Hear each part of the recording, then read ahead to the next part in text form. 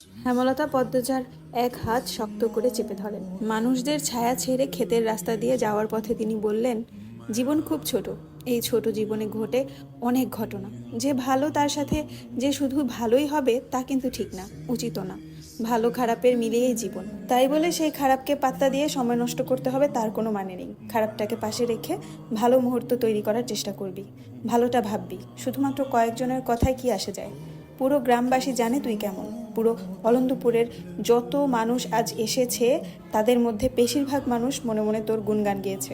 তারা মনে মনে বিশ্বাস করে তুই নির্দোষ, কিন্তু চুপ ছিল। যারা খারাপের দলে তারা সংখ্যায় কম বলে কোলাহল করে নিজেদের দাপট দেখাতে চেয়েছিল। সবার অগোচরে বোঝাতে চেয়েছিল আমরা অনেকজন, কিন্তু পারেননি। কোলাহল কোনো কিছুর সমাধান নয়। এখন যারা নিন্দা করলো তারা নিজেদের নিচু মনের পরিচয় দিয়েছে, সেই সাথে আমলনামায় পাপের সংখ্যা বাড়িয়ে দিল। তাদের শাস্তি পৃথিবী এবং আখিরাতে দুটোতেই হবে। একদিন এদের শাস্তি হবেই, এই কথাটা ভেবে খুশি হ। সব ভুলে যা, বাকি জীবন পড়ে রয়েছে। সেসব নিয়ে ভাব। চোখের জল অতি আপনজন এবং আল্লাহর জন্য ফেলা উচিত, এদের মতো কুমানুষের জন্য না। পদ্মজা হু হু করে কেঁদে উঠল। আচমকা হেমলতাকে মাঝপথে শক্ত করে জড়িয়ে ধরে কান্না মাখা কণ্ঠে বলল, তুমি জাদু করাম্মা, তুমি জাদু জানো। হেমলতা পদ্মজার পিঠে হাত বুলিয়ে দিলেন। মোর্শেদ পদ্মজাকে কান্না থামাতে বলতে চাইলে হেমলতা ইশারায় চুপ করিয়ে দেন। পাশেই বিস্তীর্ণ ক্ষেত, গ্রীষ্মের দুপুরের রূপ স্পষ্টভাবে দেখা যাচ্ছে। মোর্শেদের কপাল বেয়ে ঝরঝর করে ঘাম পড়ছে। তার দৃষ্টি থমকে আছে হেমলতার দিকে। একটা অপ্রিয় সত্য সম্ভাবনার কথা মনে হতেই চোখ দুটি ছলছল করে উঠল। তিনি দ্রুত চোখ সরিয়ে বড় করে নিঃশ্বাস ফেললেন। জীবনের লীলা খেলায় তিনি নিঃস্ব। পদ্মজার কান্না থামার লক্ষণ নেই। হেমলতা ছন্দ গাম্ভীর্যের সহিত বললেন, এত কাঁদলে কিন্তু মারব। আকাশ জুড়ে তারার মেলা। জানালা গলে চাঁদের আলো পদ্মজার মুখশ্রী ছুঁয়ে দিচ্ছে। সে বারান্দায় ঘরে উপর হয়ে শুয়ে আছে। বুকটা কেমন করছে, অনবরত কাঁপছে। হেমলতার উপস্থিতি টের পেয়ে দ্রুত উঠে বসল। হেমলতা পদ্মজার দিকে মুহূর্তকাল তাকিয়ে রইলেন। পদ্মজা নখ খুঁটছে। হেমলতা বললেন, ঘুম আসছে না? পদ্মজা মাথা দুই পাশে নাড়ালো। হেমলতা আর কিছু বললেন না। পদ্মজার পিনপতন নীরবতা কাটিয়ে বলল, মেঝো আবার বিয়ের তারিখ পড়েছে। হেমলতা পদ্মজার দিকে তাকিয়ে আবার চোখ সরিয়ে নিলেন। বিছানার উপর বসে পদ্মজাকে টেনে কোলে শুতে ইশারা করেন। পদ্মজা শুয়ে পড়ল। মায়ের কোলটা তার এখন ভীষণ দরকার ছিল। হেমলতা পদ্মজার প্রশ্ন এড়িয়ে অন্য কথা তুললেন। বললেন, আমি জানি না কোনো মা তার মেয়ের কাছে নিজের বিয়ের সম্পর্কিত আলোচনা করেছে নাকি, কিন্তু আমি আমার বিয়ের গল্প তোকে বলতে চাই, শুনবি? পদ্মজা সায় দিল। হেমলতা পদ্মজাকে বিয়ের ব্যাপারে আগ্রহী করে তোলার জন্য অতীতে নিয়ে যায়। সেদিন রাতে আব্বা এসে বলল, 3 দিন পর আমার বিয়ে। আমি খুব অবাক হয়েছিলাম, কষ্ট হয়েছিল। আমি আরও পড়তে চেয়েছিলাম। এরপর শুনলাম যার সাথে আমার বিয়ে সে হচ্ছে, তার পড়াশোনা নেই, জ্ঞানও যথেষ্ট কম, রকচটা লোক। এসব তথ্য জেনে রাগ, মন খারাপ কিছুই হয়নি। ভয় হয়, না জানি কেমন যাবে সংসার। বিয়ের দিন ঘনিয়ে এলো। তোর আব্বাকে তখনও আমি দেখিনি। বিয়ের দিন আয়নায় প্রথম দেখি, কালো একটা মুখ, চোখ দুটি গভীর। কখনো না দেখা মানুষটাকে প্রথম দেখে মনে হয় আমার সবচেয়ে আপন একজন মানুষ। সব ভয় কেটে গেল। বিদায়ের সময় সবাই বলছিল দুজনকে খুব মানিয়েছে। রাত জটক। একজন হিন্দু দিদি বলেছিলেন, সাক্ষাৎ রাম সীতা। 8 পাড়ায় যদি একজন 6 ফুট লম্বার মানুষ থাকে তবে সেটা তোদের আব্বা ছিল। বিয়ের পর জানতে পারি তোর আব্বাকে বিয়ে করার জন্য অনেক মেয়েই পাগল ছিল।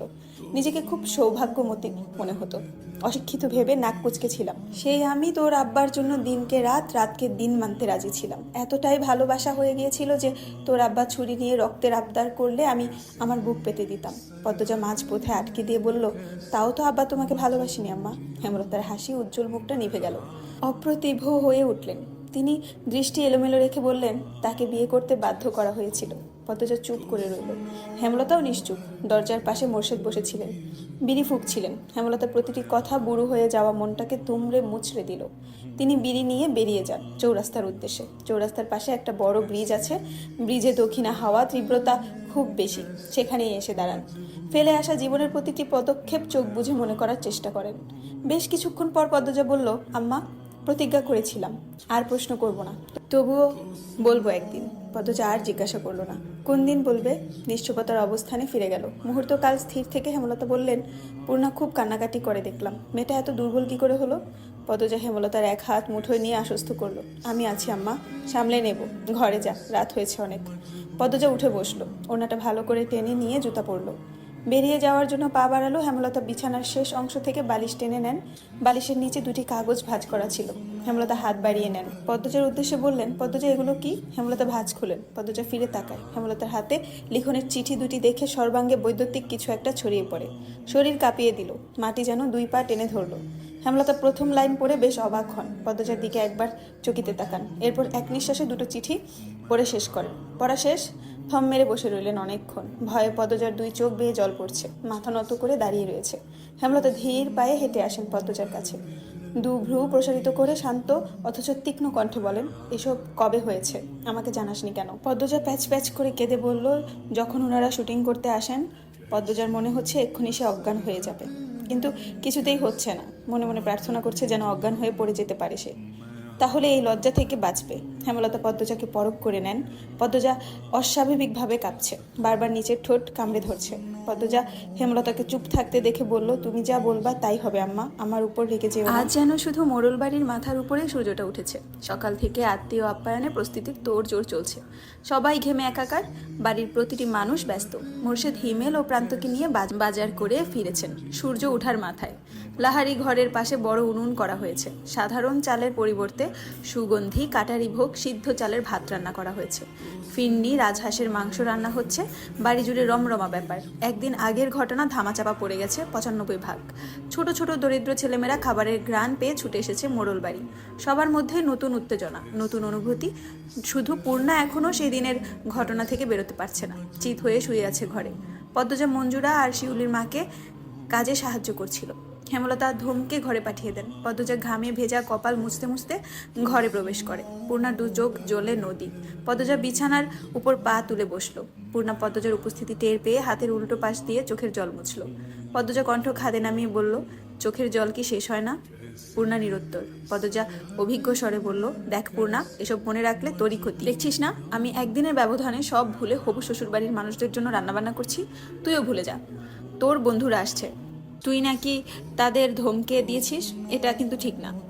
পূর্ণা পদ্মজার দিকে তাকালো। দৃষ্টি ভীষণ শীতল। পদ্মজাকে বলল, সত্যি ভুলতে পেরেছ আপা? পদ্মজার সঙ্গে সঙ্গে উত্তর দিল, ভুলিনি, কিন্তু সহ্য করতে পেরেছি। তোর মতো চোখের জল অপাত্রে ঢালছি না। পূর্ণা উঠে বসে একটা বালিশ বুকে জড়িয়ে ধরে ধরাস ভারে বলল, তুমি অনেক শক্ত আপা, আমি খুব দুর্বল, আমি ভুলতে পারছি না।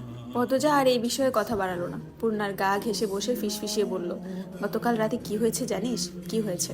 পদ্মজা চারদিকে চোখ বুলিয়ে বলে, তোর নায়ক ভাইয়ের চিঠি আম্মার হাতে পড়েছে। পূর্ণা আতকে উঠে বলল, সে কি? কখন? কিভাবে? আর বলিস না, সেদিন তুই নানা বাড়ি ছিলি, তখন চিঠি 2টা বের করেছিলাম, বারান্দার ঘরে বসে বালিশের নিচে রেখে দিই। আর মনে নেই, এরপরই তো অঘটন ঘটে।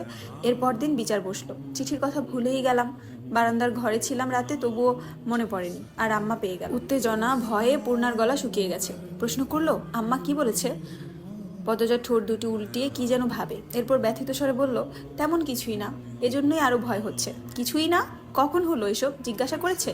আমি বললাম, তুমি যা বলবে তাই। এরপর আম্মা অনেকক্ষণ আমার দিকে তাকিয়েছিল। তারপর বলল, ঘুমা গিয়ে। শেষ। 2 বোন একসাথে চিন্তায় পড়ে গেল। কপাল ভাঁজ করে কিছু ভাবতে শুরু করে। হ্যালো, আসসালামু আলাইকুম এভরিওয়ান, আমি জান্নাত রহমান। আপনারা আমার কণ্ঠে শুনছেন আমি পদ্মজা গল্প, যেটার লেখিকা হচ্ছে ইলমা বেহরোজ আপু। আমার কণ্ঠে যদি আপনাদের গল্পটা শুনতে ভালো লাগে, অবশ্যই শেয়ার করে দিবেন এবং ফলো দিয়ে পাশে থাকবেন, যাতে করে নেক্সট পর্বগুলো খুব তাড়াতাড়ি আপনারা পেয়ে যান।